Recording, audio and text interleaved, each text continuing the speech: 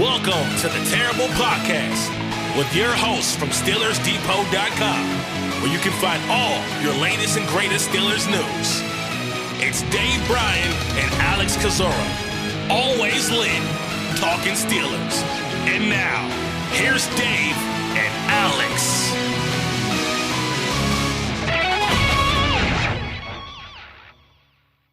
Welcome to the Terrible Podcast, Season 14, Episode 34. He's Dave Bryan. I'm Alex Kozora, SteelersDepot.com. Thanks for being back with us here, this Steelers Nation, this Victory Monday for the Pittsburgh Steelers. And in true Pittsburgh Steelers fashion, 1 week blown out by the Texans, the next beating the favored Baltimore Ravens. Pittsburgh victorious Sunday at Acrisure Stadium, winning 17-10.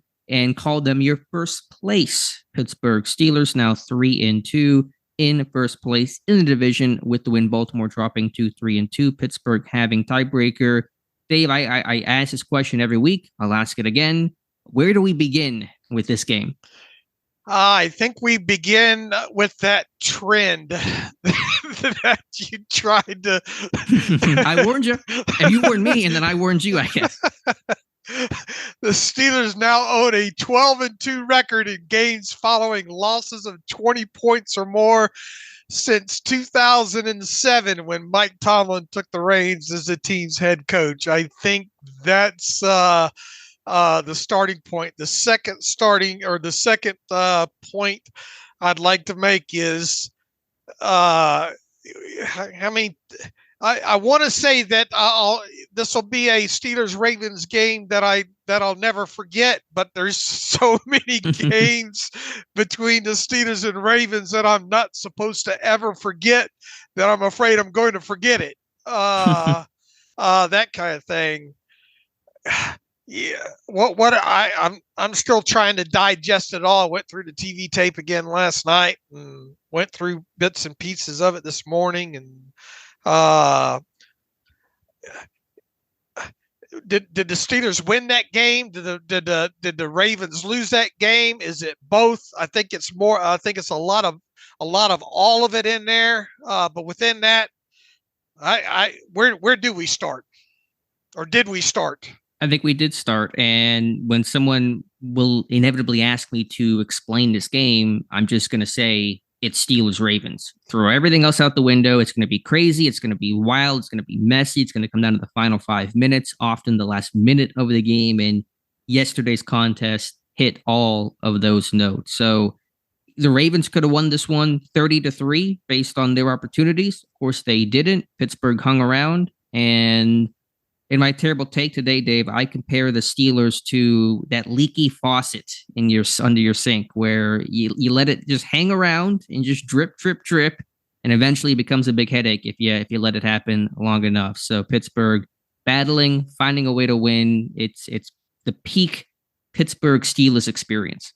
How many times did we see the Steelers in some of those games, 6, 7, 8, years ago, where they get down there and they don't score, they only get field goals, and they dominated statistically on offense, and yet you get to halftime and it's 13-6 or 3, and you're thinking, they let them hang around like that, and they end up losing the game. Mm-hmm. It certainly had that feel to it. I mean, you get to you get even into the midway point of that second quarter, and you're thinking, oh man, they sure are lucky. They're still in this. And then obviously you get into the second half there, and you're one possession down, and you're thinking, man, they somehow they still got a chance to win this, and all it takes is a play or 2 or 3, and they might just win this. And that thought kept running through my head. I mean, after about the time I think the Ravens was up, what was it, 10-0? I don't see how you couldn't think that, man, for as bad as they've played throughout this game, they're still in this. Yeah, that was the theme. They just hung around, and then eventually did something and able to come out on top. So before we get more into this game, let's kind of take a reset, talk about some of the injuries, talk about some of just the inactive standpoint, which was basically almost all injured players. Pittsburgh did promote a pair of players, elevate, I should say, a pair of players prior to the game. Punter Brad Wing, of course, filling in for the injured Presley Harvin, missing his second straight game with a hamstring injury. Also, Ryan McCollum, the center guard, elevated to give Pittsburgh 8 offensive linemen to be active on game day to have the maximum number of plays they could dress in total. A lot of guys did not play in this one. Most of them we already kind of expected. Pat Fryermuth, Dan Moore, Presley Harvin, DeMarvin Leal, James Daniels, those guys all missed, injured in game. I think TJ Watt with a finger. Calvin Austin checked in concussion protocol. He returned, though seemed limited and very obviously taken off of punt returns and replaced by Gunnar Olszewski. And Larry Ogunjobi was dinged, but I think he's going to be okay. Kenny Pickett got through the game. No worse for wear overall. And I know Mike Tomlin has said he's never met a bye week he didn't like, but I really like this one to get this team some rest and some good health. Yeah, every year when the schedule comes out, you obviously ahead of the schedule being set, you know who all the opponents are going to be. You just don't know the order, but once the order gets set, one of the things you immediately look for is when's the bye week, and you think, oh, okay, well that's a decent place for a bye week, and then the bye week finally rolls around, and you say, oh, what a great time for a bye week. And I'm going to go into a mini rant here right off the top, and you caused it. Sure. I love it. At some point, they're going to have to, and they will come up, I think, eventually with where teams have 2 bye weeks a season. And I think they need to, because teams just can get decimated by injuries. I mean, and I think it's only fair to the players. Now, will it cost the players an extra game? It will. It most definitely will. But I would think probably between now and the next CBA, we'll probably see 2 bye weeks, and I'll be a fan of that when it happens. Sure. I think when the league event inevitably goes to the 18 game, I guess 19-week schedule, then you'll do the second bye week. But for now, I think coming off a Steelers Ravens game, which is always physical, always tough with the injuries Pittsburgh has, and again, they're 3-2, they're first place, going to have a nice bye, and then on the other side, could a Deontay Johnson come back? That seems possible. Cam Hayward, what's his status? Harder to say, probably harder to gauge, and expect him to come back for week 7, but I'm not going to count the guy out. And then, of course, all the injured players and Fryermuth and Daniels, etc., getting a great week to rest and recover. So for Pittsburgh, I mean, if you told me, Dave, at the bye, they're 3-2, they're first place in the North, I'm taking that on September 1st. Yeah, but I don't get to tell you how it happened, though, right? Just leave that part out. Forget about the details. Just broad strokes here, Dave. All right. Well, Alex, they're 3-2 at the bye week, and they lead the AFC North. How you feeling? Everything's going great. The offense, I'm sure, is humming, and the defense is okay. Maybe not, but still, you take it. And it just, obviously every win is important, but to do that against the Ravens, to not have a loss where you're dwelling on it in your bye week, and obviously there was a ton of negativity from ourselves included, coming off the Texans loss, to be able to maybe not wash that away, but quiet that for a week and not just have to sit in it for the players who are trying just to get something to feel good about themselves. The win obviously matters more, but just to have that good feeling into the bye week, that is a critical victory in more ways than one. And you've played a lot of top tier defenses to this point too, on top of it here. Now, you'll obviously face more going, in through out of the bye and into the rest of the season. I mean, you'll play the Browns again, and obviously the Ravens again at some point. But look, I'm looking at the final score here, and it looks like a W to me. Yep. And that's all that matters. So let's dive in, Dave. Where do you want to start here? We try to do our kind of segmented offense, defense, special teams. Which side would you like to begin with? I'd just like to start, first of all, and say the Ravens, shame on them. That top to bottom coaching, we get on the Steelers all the time because we cover them and that kind of thing. And we say, man, they didn't have them prepared and should have coached them up better. The Ravens were certainly not prepared overall in this game. The amount of drop passes in this game, what was it, 7 or 8 or something like that total in this game?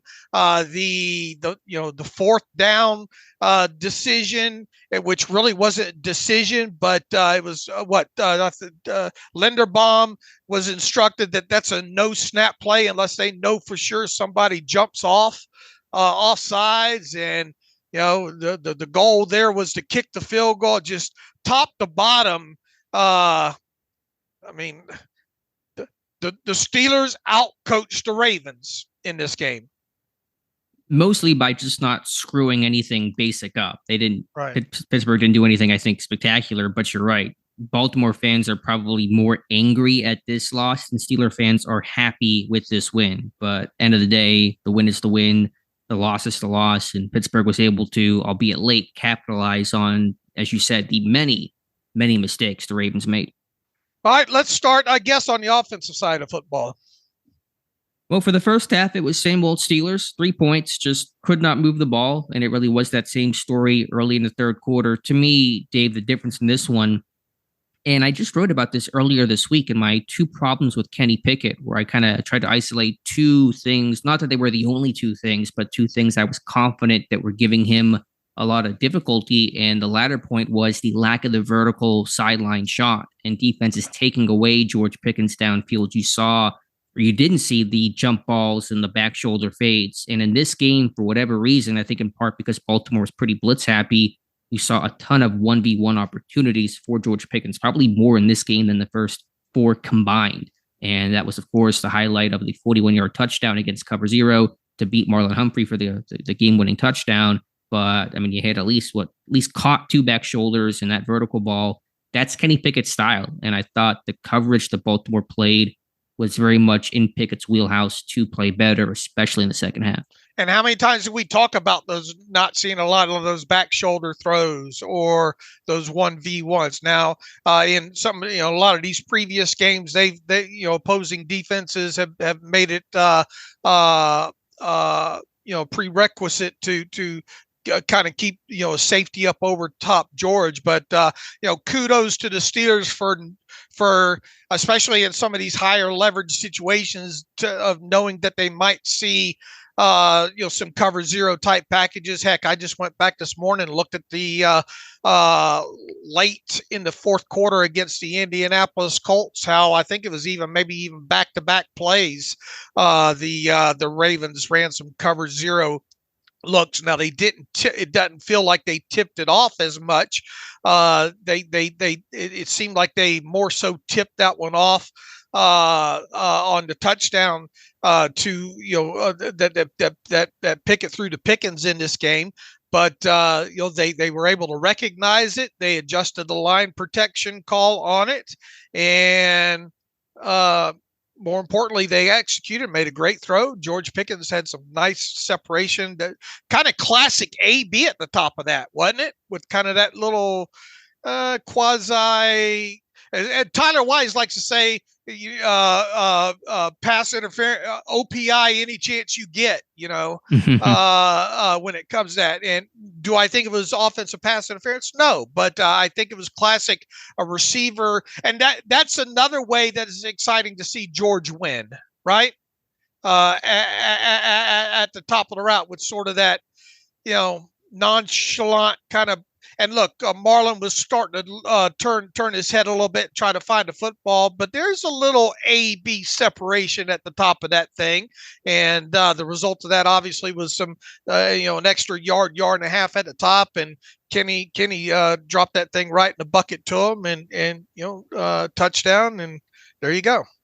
Yeah, there's a little bit of a little push there, but that's the subtle kind of crafty moves the veterans, the good ones, are able to make because it's almost never going to be noticed or called by the officials. So, yeah, so you don't always have to win every single ball, jump ball that's true contested, go up in the air and really kind of limit your yak. You're making the catch and obviously finishing by putting that ball in the end zone, which is critical because, finishing drives and putting the ball in the end zone, an overall issue for Pittsburgh's offense on the day. So, really good performance by him. Pickett was not perfect, but he just felt more comfortable. And I got to go through the tape, but there was one completion. And I forget if Pittsburgh even got points out of it. Probably not, based on how little points there were in this game for Pittsburgh's offense. But a third down conversion to Allen Robinson where Baltimore blitzed and the pressure's on Pickett, bearing down on him. He takes a shot, but converts and hits Allen Robinson sitting underneath against zone coverage. And so I thought Pickett did stay in the pocket better. Thought he was a bit more poised and just looked more comfortable. And again,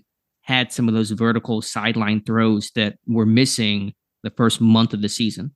Right. He's far from perfect. I viewed it as better. And look, worried about his mobility just to some degree in this game, and he didn't look all that limited. To me overall, was that the throw that you're talking about that Charles Davis said he stood in there on? Probably. I have not seen the clip from Charles Davis. It was Allen Robinson underneath, I think 3rd and 9. He kind of goes to his knees to make the grab. Is that the one?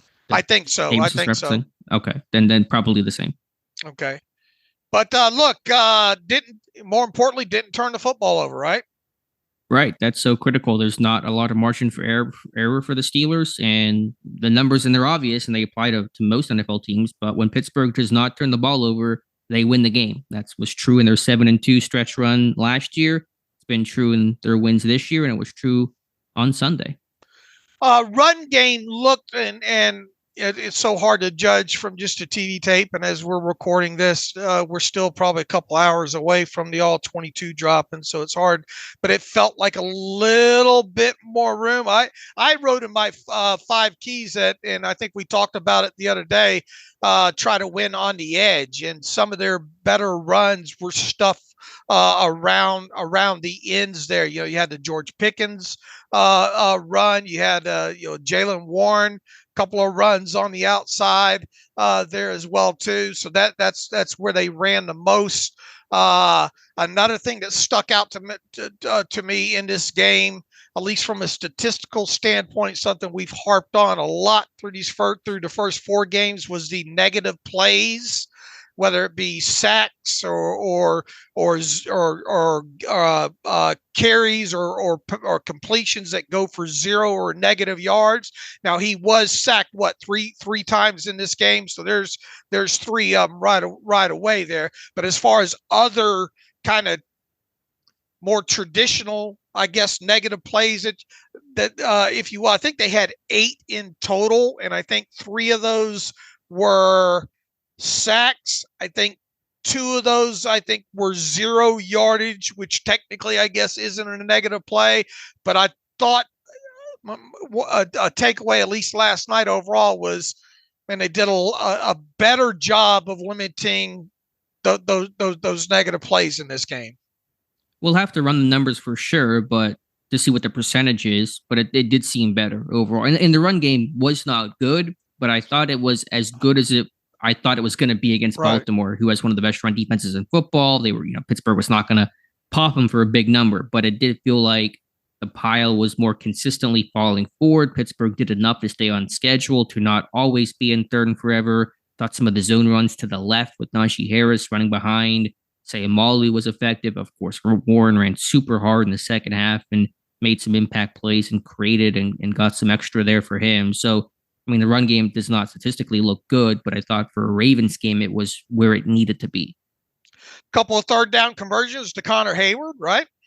Yeah, and Jaylen Warren. Because they were losing receivers. Austin missed time, and you have no Freiermuth, and of course no Deontay Johnson, and so you had to work on some options you typically might not target on 3rd down, and that's Hayward, and that's Warren with 2 key catches in the flat on 3rd downs in the second half to run down the sideline and pick up the 1st down and sometimes additional yardage. So a lot of guys had to step up in this game. I think it's kind of the story of maybe the unsung heroes, whether it's those guys, or we'll talk about your guy Rodney Williams, I'm sure, here momentarily, about the impact that he had. So it was a lot of those guys kind of having to put their hand in the pile, which is just typical Steelers Ravens. The whole team has to do their part to come out on top.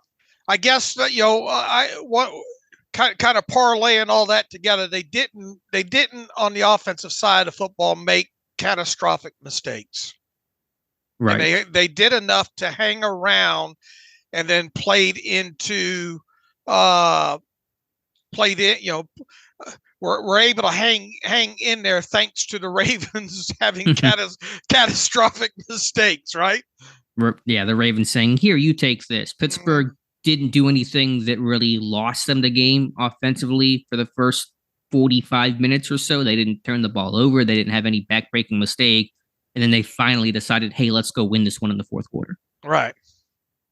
Anything else here? Pickens, yeah, very good. Again, I thought Robinson's probably feeling the true Steelers-Ravens experience today. He took some big shots in this one. I mean, he's done his role well. It's not flashy. It's not gaudy numbers, but they're third down catches. It's tough stuff underneath, and you need that stuff from somebody, and he's provided that. Yeah, he has. Now, and I think you said during the game, he's not going to be an uber yards after the catch guy at this point in his career.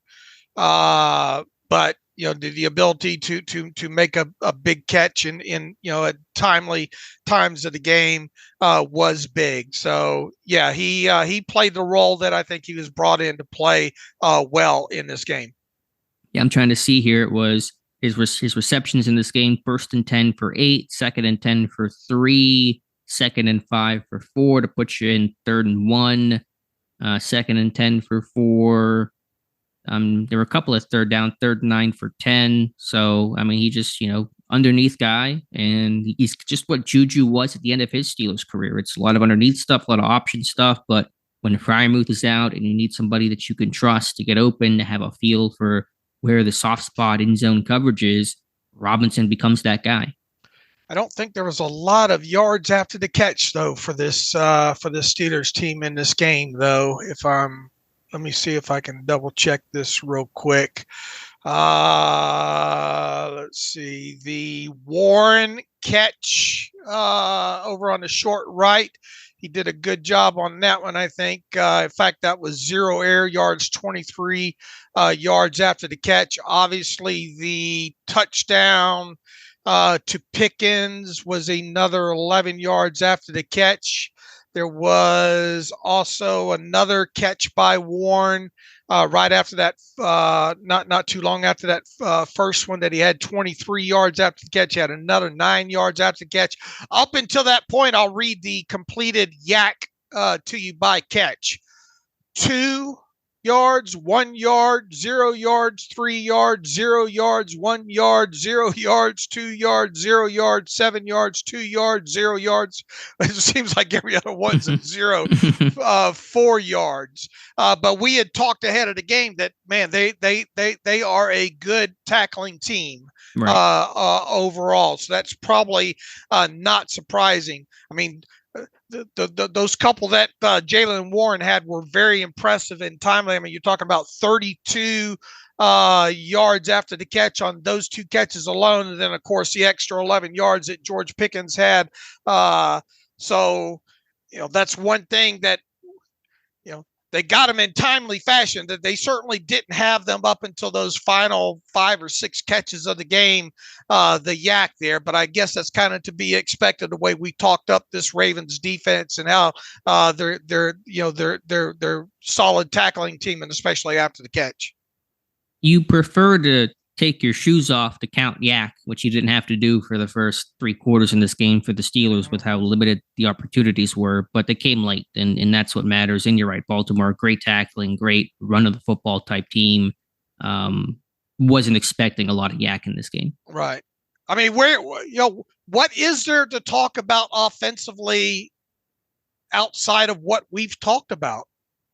Other than getting into those Warren plays and obviously the touchdown to or really any catch by Pickens in this game. He had some big catches in this game. Yeah, 6, 130 and a touchdown. That's a huge game for him. We do need to both see the all 22, but the O-line, there was some pressure because Baltimore was super blitz heavy as they typically are, but the O-line seemed to hold up pretty well for a Baltimore team, for how poor this line looked last week. Broderick Jones, the left tackle, seemed to do fine. I mean, wasn't a guy that you heard about too much in this game, which typically means you probably had a pretty decent performance. I know Baltimore was missing some of their top edge guys in Owe and Ajabo's on IR, but still, it's Baltimore. They're pressure happy. They're exotic. The linebackers, the off-ball guys, and Smith and Queen can blitz. And Pickett had time in a lot of instances in this game, and I want to give them some credit because they seem to be pretty steady in pass pro. Right, I would agree. And at first blush from the TV tape, it seemed it was a good game for him to cut his teeth on as a starter. Now, and it's definitely something for him to build on. And I mean, I think it's common sense at this point. He's your starting left tackle moving forward, right?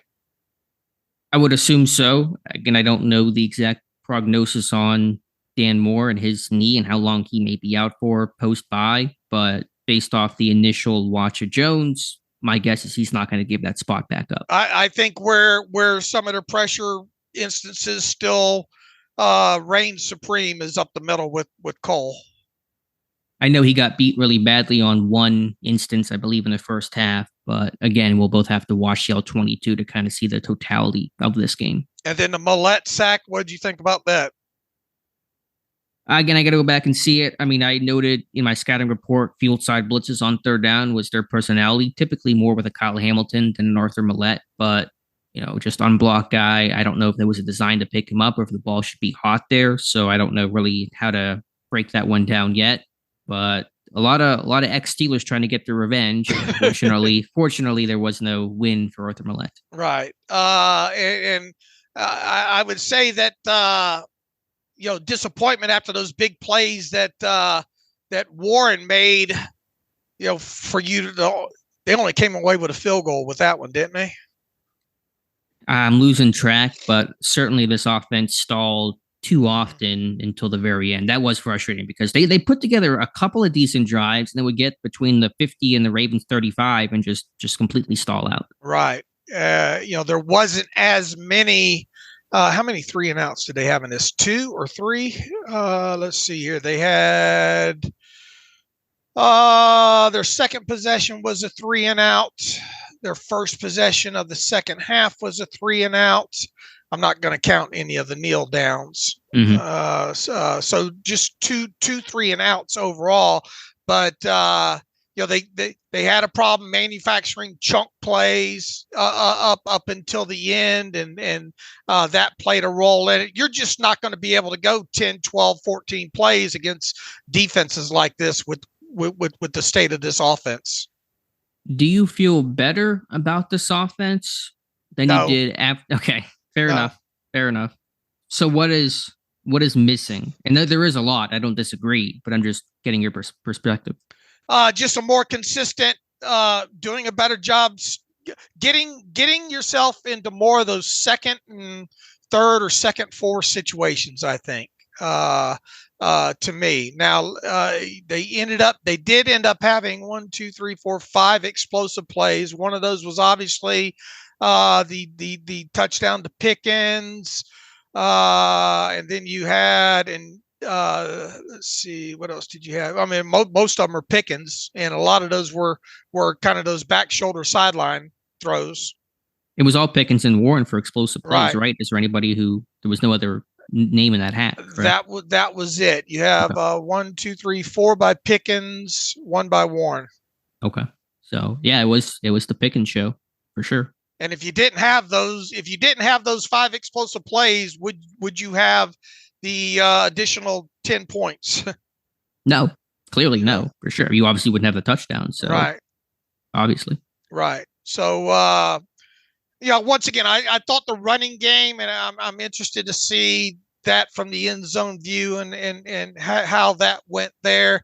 It felt a little better, but I mean, do I come out of this thinking, oh man, thank God, and Deontay's coming back? It's all joy in what's the book, Smallville or whatnot. But no, I don't come out of that other than thinking Kenny played a little bit better. George obviously had a good game. I thought an incredible effort by Jaylen Warren. As you mentioned, the blocking, the overall pass protection was a little bit. There were things to build on for sure, but I still want to point to a lot of it to shame on Baltimore for letting this one get away.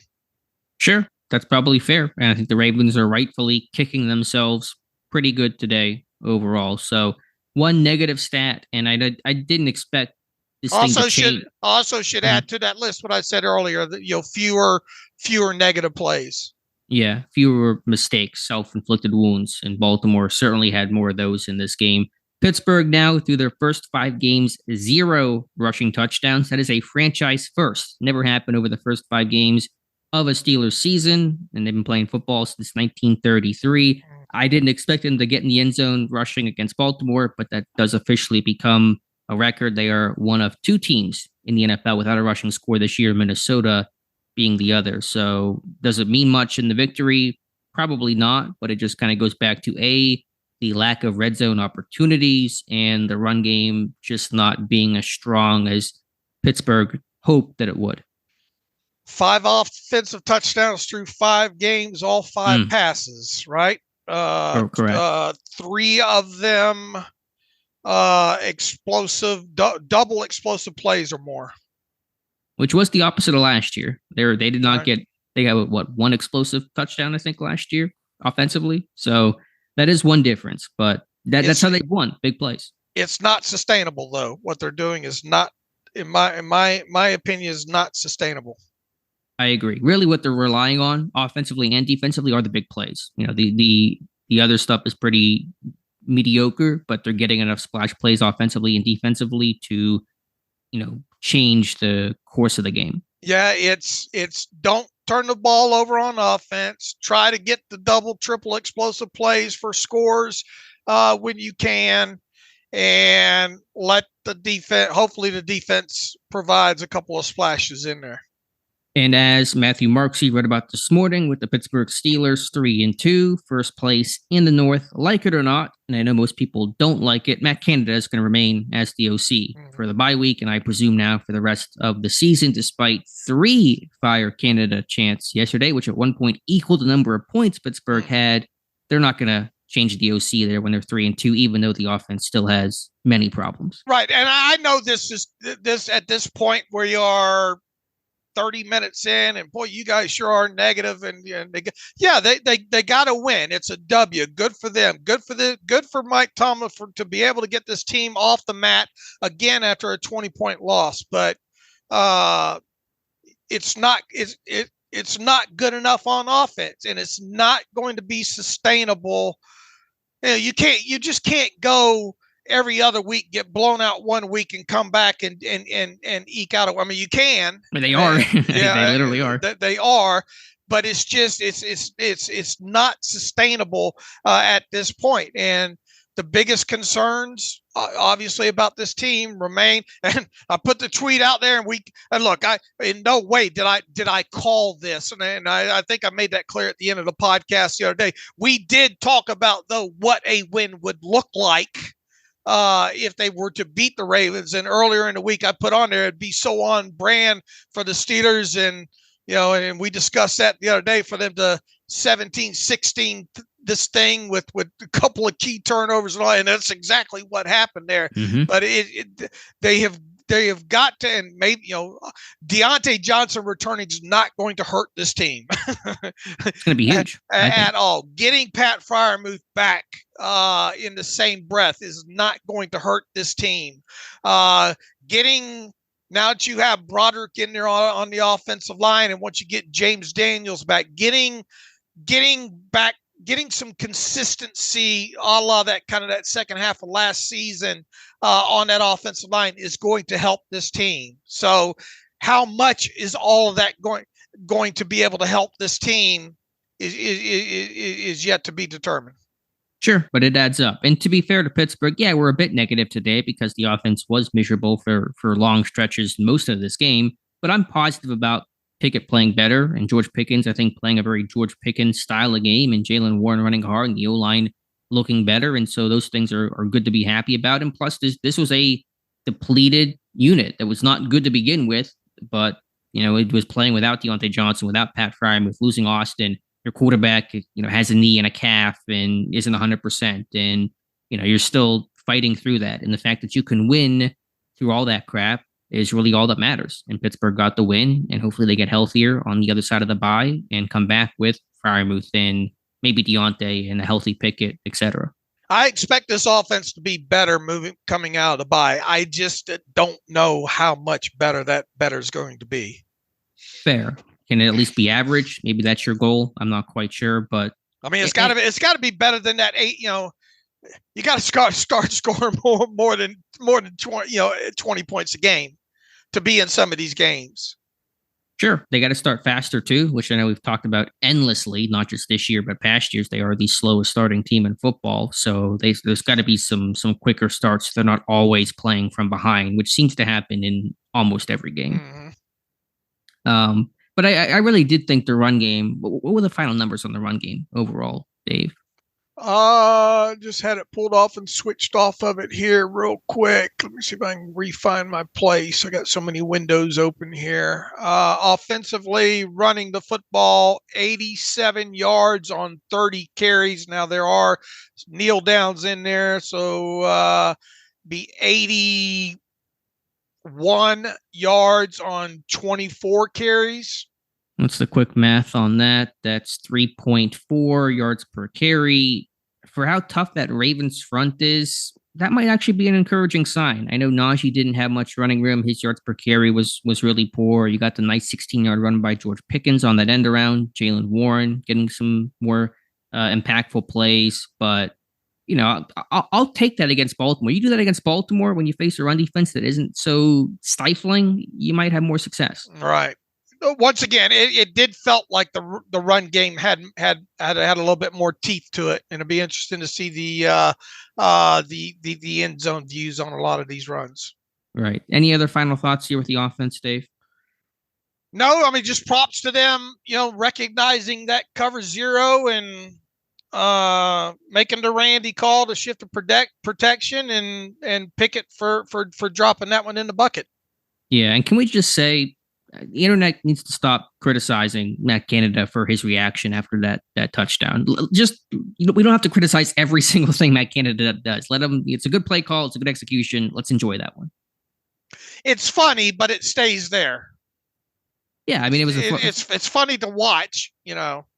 Right. I mean, because he doesn't react. But I think right as they were cutting away, I think he was starting to move to maybe react. But I think as somebody mentioned, I think Josh Carney, think about 2-point play and.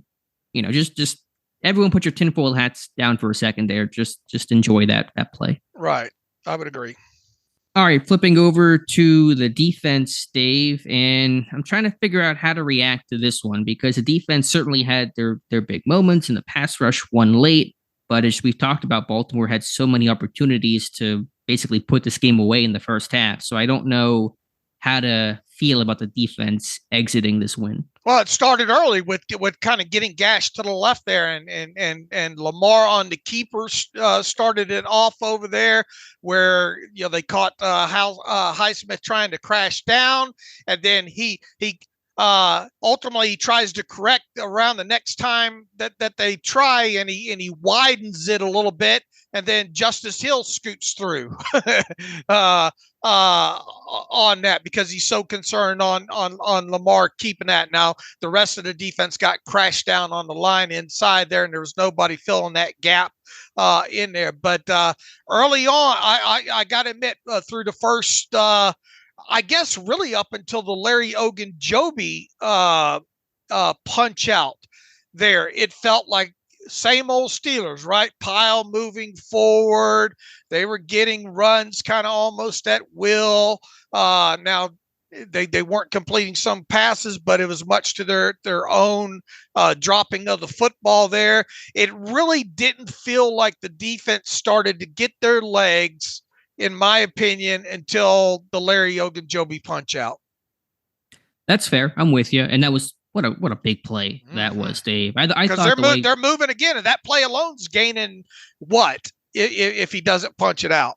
15, 20 yards at least, if not more. I forget the exact yardage there. I thought Pittsburgh handled the screen game obviously much better this week than last week, and chasing the football, punching that out. Quan Alexander blowing up a screen in the fourth quarter that led to the Killebrew block punt that really was the Tyler Wise probably turning point of this game.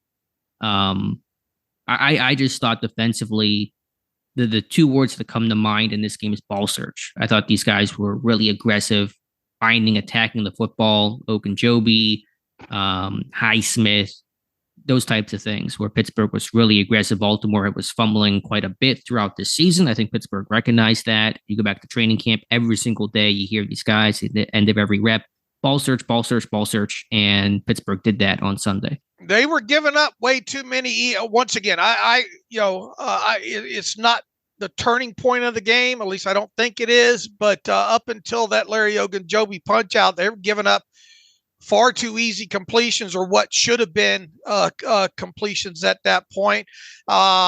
Kind of a tone setter. I think it was not too long after that, right? Was T.J. Watt taking that hard hit on Flowers, even though he didn't get the football on that play, and then either the play before or 2 plays before or 2 plays after, T.J. drops into coverage and gives a right forearm shiver to Fly. I tell you what, Flowers probably saw T.J. Watt in his dreams last night, and but it really, once again, if they weren't getting a lot of pressure on Jackson. It really felt like from the moment the Ogunjobi punch out happened, that's when things started to click a little bit more. You started to see pressure ramp up from that point, and they really started making, putting their feet in the ground and knowing, kind of getting a better sense of probably what Baltimore was trying to do. But look, they should have been down a lot more than they were at that point of the game. And shame on Baltimore for not getting there. But I mean, that's why you play the game. But from that turning point of the Ogunjobi, it really felt like the defense started to get their teeth, started seeing more pressures, obviously sacks and everything. And then obviously you get into the late part of the game where you can kind of pin your ears back and all like that. Boy, Alex Highsmith ended up having a hell of a game in this. What do you have? 10 or 11 total pressures in this game. And I'll say this: Ronnie Stanley ain't the Ronnie Stanley he used to be, and that's not Alex Highsmith's fault. But Alex, as the game wore on, really started to play better.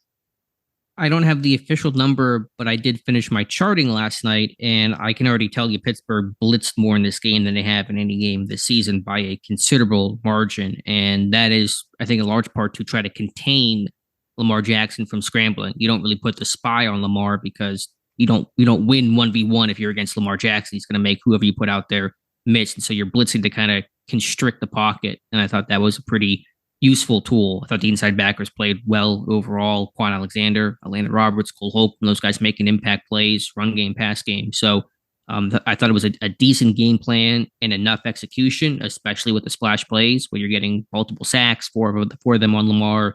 The reception the Porter had obviously was critical. And again, ball searching to take the football away. Yeah, what can you say about Watt and Highsmith? As that game, once again, as the game wore on, especially get late in the second or late in the second quarter on into the second half, they just got stronger. And then look, the Ravens lost Macari over there at right tackle, and then Daniel Falele had to come in. How would you like that for an assignment there? And they're just little things, like even on the what was it, the other fourth down or third down that they had, they slid the running back over to why. I think either Charles Davis or whoever the other announcer was saying, look, you're not set up to handle that. You should have called timeout there, instead of let Watt come off the edge like he did on that play. I think it was a fourth down play, wasn't it? Was that the end of half situation? The pass over to the side. Was that the end of the first half? I don't remember. I don't remember. Yeah, I'm having trouble recalling it, but and maybe that was the one that they weren't even supposed to snap the football on. That was the end of the half. I think that was the one, but yeah, that was a big mess there. Just pulled the numbers. Pittsburgh blitzed 51% of the time of this game, and a lot of that was inside backers, occasional nickel blitzes, and Keanu Neal blitzing a lot in this game in dime packages as well. So again, Pittsburgh wanted to, I think, and really, because Lamar, he beat you with his legs a little bit. He had a 26-yard run on that design run, but in terms of him scrambling and getting out of structure, not a lot of that in this game. Pittsburgh, I thought, overall contained him pretty well. There wasn't that crazy. He did have guess the one third down, that 3rd and 18, I think he hit Zay Flowers for that conversion. That one was kind of a killer. But overall, Pittsburgh's containment of Lamar was pretty good. And then look, we haven't even hit on the Joey Porter interception at all. But I mean, after Gunner had fumbled, I thought the game was over at that point. After Gunner fumbled and they get the ball, deep inside the 10 at that point, I thought, yeah, well, the luck's about to run out here. But they get they kept Edwards on that first play to left guard for just 3 yards. The Jackson pass to Mark Andrews, that was kind of that shovel, wasn't it? And they tackled him right away for a loss of 1 yard. And then you get into that third down play, and props to Joey Porter for getting himself in the right position at that point there and making a play. And I mean that obviously that was a key turning point in that game, because I thought the game was over after Gunner fumbled. Yeah, I'm sure Gunner probably thought the same. Yeah, I thought, again, the inside backer play, some big open field stops. That was Quan that tackled Andrews on that shovel pass. He blew up the screen that led to the block punt. Roberts had a big 3rd and 3 stop on, I believe it was Justice Hill. So the tackling from the linebackers were better. The secondary tackling was much more of a mixed bag. But the inside guys, Cole Holcomb had a big pass breakup on a deep ball, I think very late in the game. So you're seeing that continued splash. Right. Let's talk Joey Porter, since you just mentioned it here, Dave. Didn't play much in the first half. Suddenly, late third quarter, starts seeing time for the first time all season for non-injury related reasons, playing in base, playing in nickel, and he was at times replacing both Levi Wallace and Patrick Peterson. So Porter getting involved, getting the pick, and I know fans have been waiting for that, and they finally got to see it. There's no reason to keep him off the field now. None. No, I'm going to have the article probably later today or tomorrow. You can't put this toothpaste back in the tube, Dave. This guy's making plays. He's getting playing time. He capitalized. I couldn't begin to understand the rationale of not playing him, at least in the capacity they played him in the second half of this game. The big boy pants have been put on and the belt has been fastened around him. Let him go now. And I mean, the reason I said this earlier I understand that wasn't the best pass by Jackson and all like that, but that's a critical moment in the game. Mm-hmm. I mean, super critical. And if you can depend on him to be in that situation one-on-one in that situation like that, and then end up making a play, then in Steelers Ravens, yep. Is he going to have bumps along the road moving forward? Probably. Sure. But they all do. Let him have those growing and teaching moments along the way. But in the meantime, he's done everything that this team's needed him to do in the packages that he's been asked to play in.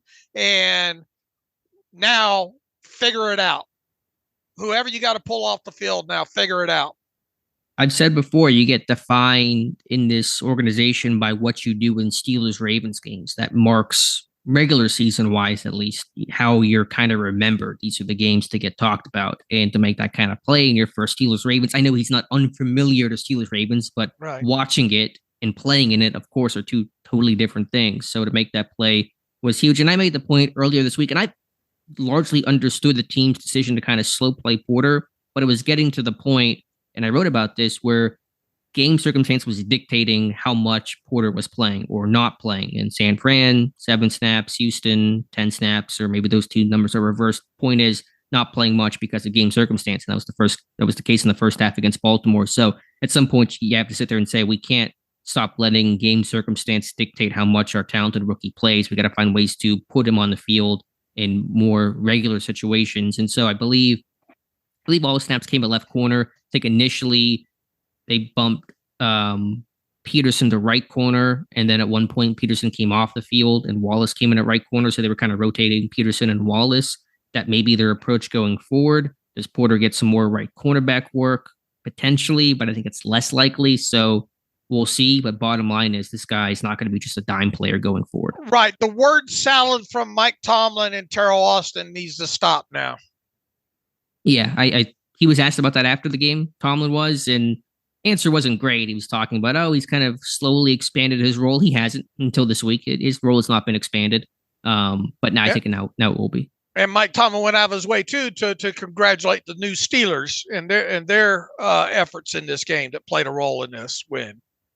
You're talking about rookies or just the new guys? Well, he said new Steelers. I mean, I guess you could. There's different ways to interpret that, but okay. I mean, heck, you had Benton out there. I mean, Joey Porter ended up playing 28 snaps. How many snaps do you reckon he played? We don't have do you have it charted yet? How many snaps? I do. Joey played in the first half. He estimated 4. We'll see how good his memory is. I'm going to take out the no place. I didn't see the quote on the 4. Okay. Yeah, because he was saying the coaches told him, we didn't play in the first half. We're going to get you some time here, get you kind of. I guess the coaches told him to warm him up, but I think that was to warm the Steelers up as much as it was anything else. Let's see. I'm seeing. Let's see. 5 in the first half. It appears. Oh wait. No, wait. I might have that wrong. It was 4. Porter was correct. 4 snaps in the first half. Okay, and then how many plays was he off the field in the second half for? That's going to be maybe a little harder to find. I mean, once he came in, because it was late third quarter, 5:48 in the third quarters. Whenever he began to actually rotate into nickel packages, he became an every down guy, I should say. Okay. So late third quarter, it was on the start of the 7th drive of the game for Baltimore. They made that change, and he played the rest of the game. All right. Benton played 33 snaps in this game, 47%. We talked all about Fehoko finally getting a helmet. He didn't even play a snap in this game, not even on special teams. Yeah. Now Benton was the starting right defensive end in this game, which is in part due to the Marvin Leal being out, and of course Cam Hayward being out. But we talked about this. We thought Benton was going to get base end work, and he got base end work in this game. Right. So you got to keep ramping. Porter needs to just stay on the field now, and you got to continue to ramp up Benton snaps. Yeah. What other changes? Desmond King, I know, played 1 snap at least as Justice Hill ran by him for the touchdown. Did he play anything more? I only had King down for 1 snap. That's all the game book says is 1 snap. So not sure what the rationale was there to get him as 1 snap. But what was the snap that Killebrew was that a goal line snap too? That Killebrew was on the shows Killebrew on the field for 1 snap. Yeah, it was interesting. It wasn't a goal line snap. It was after Neal got hurt. Let me pull it up here just real quick. But it wasn't immediately after. I don't think it was 1st and 10 at the Steelers 14. And it was a 3-4 package. And yeah, they went with Killebrew over Elijah Riley, which I thought was kind of interesting. Okay. But that was briefly because when Neal missed some time. And actually, they had Killebrew in over Casey. They didn't want to play Casey in their base package. And Riley only played, he was a core special teamer only. He did not see the field on defense. Correct. Yeah, no defensive snaps there for him. Chandon Sullivan, your thoughts there? I don't know. What does he do? Let me give you the Boggs argument. What do you do here, Chandon Sullivan? Seems like all he does well is make sure he gets his hands up if he can't get to the quarterback when he goes on the edge. Which happens every time. He can't blitz. Comes off the edge. Yeah, it's you got to figure that out as well too. Can you get King to take over that role now? Or do you bump Peterson inside more often? I know he's not like a true thumping nickel like a Mike Hilton, but Sullivan isn't either. So if you want kind of a way to get Porter on the field and Peterson and Wallace, then maybe playing Peterson more in the slot, which has been their goal all along, is a way to accomplish that. But I just think here's the thing: somebody's once they get the inactive list yesterday was heavily dictated by injuries, obviously, right? That ended up in every defensive back getting a helmet, right? All 11. Right? Correct. Yeah, because 5 of the 7 inactives were injury related. All right. So you're assuming that you can get back away from an heavily injury dictated inactive list. Somebody's not going to get a helmet, and it feels like it's going to come down to Desmond or Chandon Sullivan. Yeah, I haven't thought about it for week 7 against the Rams. I mean, you can't trust Gunner again, can you? I think at this point, man. I mean, you probably replace him with a receiver, but you cannot trust Gunner Olszewski again. I mean, he's touched the ball like what did I have? 6 times in total, including fair catches, and 3 of those have been two. How many giveaways does he have? 2. 2 this year. And then the sideline toe tap, which is, you might as well call that a giveaway as well too. I mean, he can't be trusted anymore. No, I mean, you can't play him. You sat him down last year because, for less giveaways and touches than that. So you've got to repeat that now. Right. So, Tomlin made the comment after the game that he was trying to frame these Steelers-Ravens games to guys that haven't played it before, as the Iron Bowl. And he said, what did he say? Bemidji State versus Mankato. Maybe, Gunner, you're not playing Mankato anymore. You're playing the Ravens. You gotta take it up a notch, my friend. Right. But I mean, even if you pull Gunner out of there, you might, it still might dictate that you have to have a corner down. Yeah, you probably will. Who the heck knows at this point? Right. We'll see what the injury situation is. Deontay comes back, places Gunner. Back to your original point. Yeah, what does Chandon Sullivan do? I mean, what has Desmond done to this point on defense? He's only had 1 snap. Right, right. But you got to start figuring that out as well too. Whether it's Peterson more in the slot or what have you. But that's because let's go back to how this defense. There were a lot of easy completions in this game there should have been a lot more. Yeah, the Ravens won with the middle of the field, and yeah, I mean if Andrews catches his, and Bateman catches his, and Flowers catches a couple and doesn't fall down, and Sullivan got beat by Aguilar, and that should have been probably a touchdown. So if you're getting cooked by Aguilar on slot fades, that's kind of a sign of how you are in coverage. So point is, Porter's going to play. He's not going to go back to his old role. How exactly does it look? They got some time to figure this stuff out, and we'll keep track of it for sure. Russian coverage have got to go in hand more than it's gone so far. Do you want to see more of a rush or better coverage, or no, just better coverage? Coverage needs to start. Coverage needs to start holding up their end of Russian coverage. Sure, that's probably fair overall. I'm with you there. D-line play, I thought Ogunjobi impact plays. Obviously, Watt, Highsmith. I mean, I wrote about this morning, Dave, and I know it's probably kind of intuitive, but TJ Watt may set the sack record this year. He may destroy the sack record. Dude's got 8 in 5 games. That's a Steelers record. Almost had another one in there as well too yesterday that Quan cleaned up. I think they should be a half sack maybe for. Yeah, he got a foot, didn't he? He got a foot. Maybe they could change that. I think they might split that one up. But right now, 8 sacks in five games. That's far better than his pace in his 22.5 sack season in 2021. I mean, health, and obviously you might have his occasional slumps and whatever, the flukiness of sacks in some sense, but this dude might do it. He might. He's playing well, playing very, very well. And then Highsmith, as you said, ball search, finishing. He's got 2 sacks, 2 forced fumbles on those sacks, both recovered by TJ Watt. Talk about a duo, like just guys that are in sync. Really, really fun to watch. Really are. All right, Dave, anything else there? Defense, I think we kind of covered it well for our first watch through. What'd you think about Cole Holcomb over on the side getting hip tossed? I mean, it wasn't as egregious as that word makes it sound, but and then you have calm and cool Minka just say, "Go ahead and make your move." Right. I'm gonna break down the way I'm supposed to, and you're not gonna get by me over here. Just little things against the runs, got to clean up, and then once again in coverage. I mean, the Ravens left a lot of plays out there on the field. Yeah, they did. But ultimately, it's a win for Pittsburgh, and that's what matters. All right, Dave, let's talk special teams. Let's go. Miles Killebrew, block punt. I really compare this game in so many ways to the Week 1 opener in 2021 against Buffalo, where you're going against an offense, a team that's better on paper. Your offense doesn't do much for most of the game. You get a big block punt in the fourth quarter. I know that resulted in a touchdown as opposed to a safety, but the block punt really changes the tone of the game. Offense comes alive. I think they hit a touchdown to Deontay against Buffalo, hit a touchdown to Pickens later in this one. This to me is like just 2021 Buffalo, 2.0. Yeah. Boy, Killebrew. And last year he didn't have a block, right? And that was Correct. One of the things that was a bit concerning when it came to special teams is where was the splash?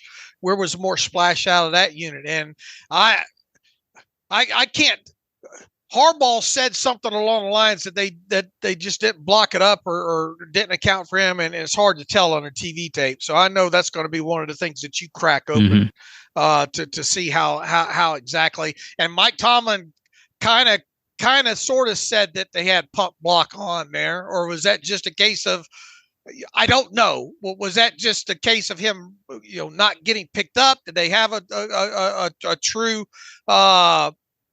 not normal, did they see something? I guess that you would like to think that they saw something there, right?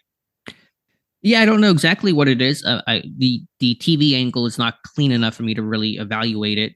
So we'll have to wait for the all. It's hard to even pick. It's even hard to pick where Killebrew is coming through all that. Left side, he's kind of covered up by, I think, Connor or somebody. But yeah, Killebrew said they've been working on this for 3 weeks, and you got to use it in certain situations. So it's punt block.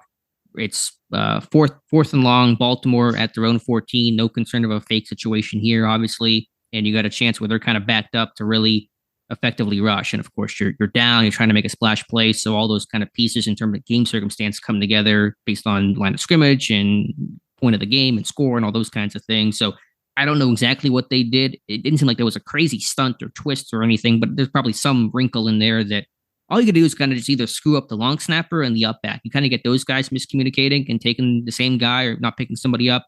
You're going to get through the A gap. And of course, you want A gap pressure because it's the shortest path to the punter, right, as opposed to trying to come around the edge or something like that. So, and then it just finished in the technique of, even things as small as, having wide hands, spreading your fingers out so you get the best chance possible to block the punt, palms down, that kind of stuff. Really effective there. So Killebrew, 3 block punts in his Steelers career. I mean, I don't know. Does anybody have more block punts than Killebrew since 2021? I know not in Pittsburgh, but league wide, I doubt it. I don't know if he probably isn't going to get AFC Special Teams Player of the Week, but damn it, that was a turning point for sure in this game, for sure. At that point, you had Orioles 10, Pirates 8. In the 1970 series, like the 8th inning, right? Wasn't it at that time? There and Rodney Williams almost had that. I know, so close. Yeah, I was rooting for that. Speaking of Rodney Williams, the gunner turnover. Right. Rodney Williams probably saves a touchdown there. Yeah, I was wondering about that, and I'm really glad that Tyler Wise tweeted that out, or maybe you mentioned it. I think I saw Tyler just mention that he made you can kind of call it a tackle, but it was the return, the guy that recovered it kind of stumbling, but certainly Williams impacted the play enough to prevent that from being a touchdown in blades of grass to defend. So that is one of those hidden plays. To me, that might be the turning point of the game. If Williams does not make that play, then it's a touchdown, and Pittsburgh almost certainly loses that game. So yeah, that is a critical moment that will not get talked about enough. I wonder if that, and once again, I don't, and Tyler's worked for us long enough. Nothing I say on this podcast going to sway him as far. I'm doing it. I'm doing the turning point this week. Tyler's away, so you told me. Yeah. I mean, because if that tackle's not, if he gets into the end zone, do the Steelers have enough to come back from? You will never know. What's the score? It would have been. Was it 10-5? Would have been 17-5. Is that correct? What was it then? I had to pull up the game book again. Damn you. Yeah, I'm sorry for sending down this. I'm just letting you write my article for me. Make it easy on me here today. Let's see. It was 10-8 at the time, so it would have been 17-8, right? 17-8. Okay. Yeah. At that point, that's now 2-possession game, because you don't know that you're going to get the intercept, Sure. like that, because all that doesn't happen because they're in the end zone at that point. So yeah, I mean, it wouldn't hurt my feelings if you made Rodney Williams what did we talk about? One of the main reasons I talked about having him on my initial 53 was special teams play for him, and it's not something that you draw up or ever want to see again in special teams play. Because it's a byproduct of a bad special teams play there. But I mean, if he doesn't make that tackle, are we talking about a W today? Probably not. I really don't think we are talking about a win there, Dave. All right. The elephant. And let's talk about some other things here. The challenge by Tomlin on the Aguilar catch. Right. Yeah, I understood. I understand seeing all the angles now. Why? I guess he did it, but I'll just say this: Tomlin's lucky he gets a W there. Yeah, he somehow won the challenge despite not actually winning what he was trying to challenge there. So, I mean, I guess in the end of the day, you don't think about that play too much, but probably not the right call to challenge. And then the other thing there is that kneel down thing at the end. Yeah, that was just a complete mess. I mean, you don't have to be in, like, why are you bringing in Spencer Anderson for the first snap of his season? Just kneel it down out of, 12 personnel. You can just kneel it down at any personnel. You don't have to do that kind of crap. So, because if you did that right and run the play clock down and all like that, you could have got that down to 17 seconds or so, couldn't you? Yeah. Oh, probably less than that. I mean, all you have to do is just kneel the ball. I mean, I made the joke this morning. Is this Mario Cristobal you're taking your fourth down or your kneel down cues from? I mean, just fall down. That's all you have to do is just snap the ball and fall down and not commit a penalty. And the game at that point is essentially over. All right. But okay. that was concerning. I couldn't help but think, man, they're going to give him one more damn shot here. Yeah, I mean, they literally did. So yeah. Okay. Why did Gunner remain the return man when Austin was cleared from his concussion? They probably didn't want him to take another hit. But he's cleared. Like, what do you? Yeah, if he's cleared. How clear was he? I mean, they're pretty strict about this stuff. If he's cleared, is cleared to me. Yeah, he went back into the game. It's not like he sat out. I mean, he went back into the game for some number of snaps after being cleared. Right. I don't know. I don't know. So that one was a peculiar to me. And then King got pulled off of kick returns for Gunner at some point during the game, which also didn't make much sense to me. Right. But anyway, all is well that ends well, I suppose. Brad Wing was fine. Boz was solid, as always. So those things, of course, were important to the win. I agree. All right, Dave. I apologize for having I know it's a negative tone out of me today, but I mean, obviously they got the W. They made the plays that they had to make, and the Ravens didn't make the plays that they should have made, and that's what you boil this thing down to. That the Steelers did not. Props to the Steelers for not making catastrophic, although they tried. They with the Gunner one there, but the Steelers made the necessary plays and those Mike Tomlin kind of weighty moments, if you will, and the Ravens didn't, and that was the difference in this game. And despite certainly the Ravens having all these miscues and missed opportunities, Pittsburgh just finds a way to win. When they're backed into a corner, when people are counting them out, when it seems like all is lost, they just emerge and they win and they scratch and they claw, and it's never pretty, and it's always, you're mad in the win almost in some sense, but it's still a victory. This is what Pittsburgh does, and especially against the Ravens, this is how all these games go. This is the biggest win that Pittsburgh has had in terms of point margin, 7 points, since 2018. And they've won a lot of games recently over the Ravens. I mean, these games are always 3, 4, 5 points, no matter what. It's like laws. Like, you literally cannot win by more than a touchdown in Steelers Ravens. So this is how this stuff goes. I tell you, somebody pointed this out on Twitter. After Joey Porter got his interception, he ran over and gave the ball to Mike Tomlin. That's that. These guys think the world of Mike Tomlin. And that's how he's able to get them to gut through some of these games. These guys play their ass off for Mike Tomlin. They do. You're right. And for all of Tomlin's warts, and there's certainly, several of those, he's never lost that. He's never lost the locker room since being hired in 2007. That's the best thing I can say about Mike Tomlin, of any accolade, anything about him as a coach, as a leader. He has never lost the locker room in almost 2 decades. That is unheard of right now. And it's not that we accept, the playoff drought, all that kind of stuff. It's still, that stuff has to stop. But to not do that is, to me, more impressive than almost anything else on his resume. And look, I understand the relate. He's had a long, he's known Joey Jr. for yes, for all of his life, yada yada, and all like that. And well, that makes sense. That Joe, but regardless of who probably would have got that, I could see that same scenario playing out where they run over and give him. These guys just play their ass off for him, and that's why he's regarded as those polls are. I don't care if they're only polling 20 people, if they're polling the entire league, like they put up the facade that happens. He probably is the coach that most players around the league would like to play for, and I think that's a small evidence of that, and I think that's why Mike Tomlin's got that 12-2 record after blowout wins that he has, because it's almost like we don't want to let Daddy down. Yeah. And I don't know how he does it, because I don't know at this point how you find a new message and a way to present and connect with guys, but he does. And that's credit to him. So again, issues with Tomlin, streaks that must be broken.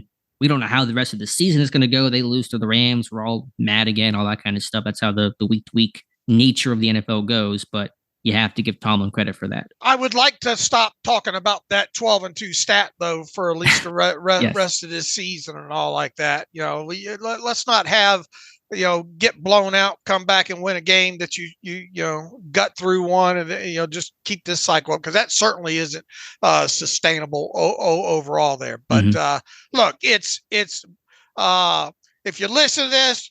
Heck yeah, it was a gutsy win. They got a W. You're getting it against the Ravens. You do so in a manner that makes John Harbaugh not look glowingly on that side. I mean, Lamar, there's going to be some residual impact of some of the things I think that Lamar said after the game. Basically, he said, boy, if I get can you imagine if Kenny Pickett said something like that, or had Ben, now Ben could sort of say stuff and not say stuff that way. But I mean, Lamar just came pretty much flat out right. Said, if these guys, help me out and catch the ball, we don't lose that game. It's true. But are those the kind of things that you want your quarterback saying and all like that? So, look, we did talk about how, if they did win this, what that might look like. It was ugly, but it's still a W. Props to them. They're leading the damn division going into the bye week. And now let's see if this team can get healthy and what they can do against, really a not that intimidating next 5 games before Thanksgiving. You got the Rams, you got the Jaguars, who've been they played a good game against Buffalo, but Buffalo got the snot beat, had a lot of injuries, I think, in that game yesterday there. Jacksonville's probably not the team people thought they were going to be. Tennessee guts games out much in the fashion that the Steelers do. You got the Packers, and then you got the Browns, who, by the way, the Browns coming off their bye have to play the 49ers this next week. I mean, obviously that Browns game is several weeks away, and a lot can change within that. But if the Steelers can get healthy coming out of this bye week, and if they can get any improvement on offense whatsoever, they're going to be in every one of these next 5 games. Sure. The stat that I pulled this morning for my Stats of the Weird, since 2000, Pittsburgh has won 3 of their first 5 games 13 times. They made the playoffs 12 of those seasons. So history says they're going to make the playoffs. The only exception, if you're wondering, was 2009 with the 5-game losing streak and the Tomlin unleash hell comment. So avoiding that, then history says Pittsburgh will be in the playoffs. But it is kind of crazy to talk about this being a 3-2 first place in the division team. They are 29th in points scored, 17th in points allowed. They're 30th in offensive yardage, 30th in defensive yardage. From a per drive standpoint, offensively, they're 32nd in time of possession, 31st in plays, 30th in yards, 31st in points. Defensively, besides the sacks and the picks, they're not really gaudy. They're pretty average to below across the board. 5 offensive touchdowns. Yeah, and yet they are 3-2, and they are leading the division right now, which maybe that says more about the North than anything else. But again, you're finding ways to win. That's the name of the game in the NFL. It's not It's not the college system where you got to win in style and there's rankings. It's just win, baby. Right. Yeah, that's all that matters. And let's wrap a bow around it before we get to the emails and go back to what we said at the top of the show, and I'll put a positive spin on it. Alex, this team is 3-2 at the bye and leading the AFC North. Yep. I mean, sign me up for that. All the crap they've been through, I'll take it. All right, Dave, let's get to a couple reader emails and close out today's show. And a reminder, Dave and I will have a live stream tonight at 7 p.m. for you guys to talk to us. And they're always so much better after a win than a loss. I'll try not to answer as many questions tonight to not be the buzzkill. Nicholas Gooden, happy victory-ish Monday. I think most NFL games, and particularly with the Steelers, there's always a lot of bad even in a win. But if you win, most of the bad gets brushed under the rug, at least for the fans.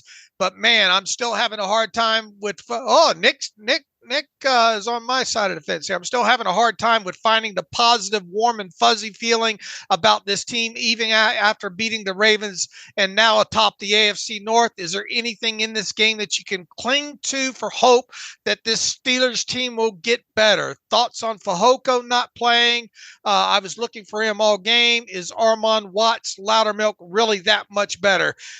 No, I don't have a clue why Fehoko couldn't even get on the field for 5 snaps in this game. No clue. Put a helmet on him, I would have thought we'd be talking about 6, 7, 8, 9, 10 snaps in this game. That didn't happen. I don't know why. As far as the first point, I think we covered a lot of that in the podcast here. Do I have a positive, warm, fuzzy feeling about this team right now after beating the Ravens and being on top of the AFC North? I think the quick answer to that's no on my end. Is there anything in this game that can cling to for hope that the Steelers team will get better? Well, look, you still have Highsmith and Watt. That's one thing. You have Joey Porter getting himself on the field. That's another thing. And you just have to think that once they get some of these bodies back, and now you got a new left tackle over there, and you're going to get James Daniel, that whatever that better is on offense, it's going to be better. To what degree, I don't know. So I think that's the cling to that you have when it comes to this team at the bye. Yeah, I mean, to answer the questions rapid fire, not sure on Fehoko. He does play a different position than Watts and Loudermilk. Those are ends and 3 techs. Fehoko's a true 0-1 tech, so it's apples to oranges there. But still thought he could have played, in some capacity in this game. Do I feel good about this team right now? No, but I'm going to enjoy the win because they're hard in the NFL, and for a bye week, I mean, to lose this, if you lost this game, Dave, you're 2-3. The bye week, the Canada, we're talking about Canada all day and all that kind of stuff. It just, you sit on it for such a long time. It just really, really sucks. So this win is so important, and I think in so many ways. But as you said, the pass rush, the health of this team, Hayward hopefully returning soon, sooner than later, at least Deontay Johnson, the guys that were injured missed this game, that will hopefully make this team better out of the bye. So those are the reasons for optimism looking forward. Bryce, let the Broderick Jones era begin. I've seen all I need to see. Put the rook in moving forward and let him sink or swim. He says, I applaud Dan Moore's effort, but he's not the pedigree of Broderick. I don't think you have to worry about that, Bryce. I think Broderick Jones is your left tackle now. Number 2, some of these defensive personnel decisions are head scratchers. He points to the Braden Fehoko thing again. And why are we taking an Ed Reed type safety in Minka and putting him on the boundary so much? Make it make sense to me, he says. I will say in this game, there was a lot of Minka on Mark Andrews on 3rd down. So that's one reason why he was close to the line of scrimmage, because Minka was their best option to handle Andrews. Not that he solely did it, but I understood that. And they've done that before. So I really wasn't expecting Minka to do anything different in this contest. Let's see. Ethan Warner, do you think Matt Canada's lack of reaction on the touchdown was because the route was an audible and it wasn't the play he called? As soon as they showed the clip on the broadcast, I thought that could be why. No, just we can give Matt Canada credit here. That's a fair thing to do. So let's not talk about any of that kind of stuff. Paul Brown writes in, just when you thought this team was dead, they pull one out of their hat. Make no mistake, the defense won this game and the offense still looks JV, but I think this is something that we can build off of. The fact that Canada probably saved his job with that TD drive, it is disappointing. The team is willing to accept mediocrity on the offensive side of the ball. On the bright side, he says Broderick Jones looked good, or looked great, I'm sorry. Yeah, I mean, more of a comment, I guess, than a question, right? But yeah, I mean, I thought, again, have to see the all-22 on Jones, but I thought overall it was pretty strong. Seth Bergstein writes in, hey, fellas, I think I speak for a lot of us when I say I'm thrilled with the win, but don't feel any better about this offense. He says it played out exactly as Dave predicted. Now, come on now. I predicted the Steelers to get trounced in this one. The only thing that I said, and I promised when I said it that I don't get credit for it, I just described what a God forbid they win this game, or goodness gracious, if they do win this game, what that might look like. So if don't give me credit there. It's just to say that, man, if they somehow to win this game, it's probably going to be a lot like Alex thought maybe they would probably win the game there. He says, please tell me this win, which was aided big time by Ravens' unforced errors, won't convince Tomlin all is well and no more changes need to be made. I know he loves these types of games. That doesn't mean the offense still isn't in need of dramatic overhaul, but he is not going to change anything, is he? Probably not, Seth. I mean, obviously, yeah, they'll try to continue to make stride, but huge changes. No, Mike Tomlin to tell you, I'm not going to apologize for winning that game. Right, he never will, except for maybe that one Steelers Ravens game on that Tuesday or whatever it was, where he said we sucked in the victory. But it's Steelers Ravens, man. Pittsburgh had a bunch of problems. I think basically everyone thought they were going to lose this game, or most people thought. National media, picking against Pittsburgh across the board, and they won. So ugly as it was, and it does not absolve or wave a magic wand and fix all their problems. But man, you won. You won a football game. You won Steelers Ravens. I'm going to enjoy it and even recognize at the same time that there are still many things that must be addressed. I hope there's just because now we get 2 weeks to chew on. Look, it's a lot easier to chew on all 22 for 2 weeks after a win than it is a loss. I'm just wondering how much more. I already know there's some Easter eggs that I want to go find that I think will get me, some enjoyment here. But 2 weeks to chew on this all 22, I don't know. I'll let you know in 2 weeks how I feel after that. Well, I was going to say, yeah, put that on a bumper sticker. All 22 better to watch in a win than a loss. And I don't mean to punch down or be hypercritical of fans. People can think what they want. And again, I don't want to put my head in the sand and sit there and say this team is perfect and fixed. They are certainly not. But just be happy with the win, man. Just enjoy a victory. They're hard to come by, and this team is going to have to. You're talking to me, aren't you? No. I say that, and even. And again, this is going to come off like I'm trying to be on my high horse here. I promise I'm not intending to be, but even in losses, you can still find small things to be happy about. They did the fashion show on Friday, and I was scrolling through. It was more Instagram comments. I was just kind of seeing what the reaction was, and everybody just said, "Fire Canada!" and this team sucks, and you shouldn't be doing this. You should be studying your playbook. Man, just enjoy the little things. I mean, it is a game, and obviously we were very invested in this, but certainly after victories, just enjoy that for at least a bit. We'll talk about the problems tomorrow. We got plenty of time to talk about the issues with this team. Just be happy with a win, especially when it comes against the Ravens. I will, Dad. I'm sorry. It's okay, son. I'm proud of you. All right, it's getting weird. Let's move on. Yeah, let's end it there and go ahead and send your nasty comments into YouTube about Dave's so negative, and I applaud Alex for being so positive. That's exactly how this show went today. I mean, I wasn't that positive. I mean, I maybe a little cheerier, but maybe that's just because I'm, I felt good about my prediction there. All right.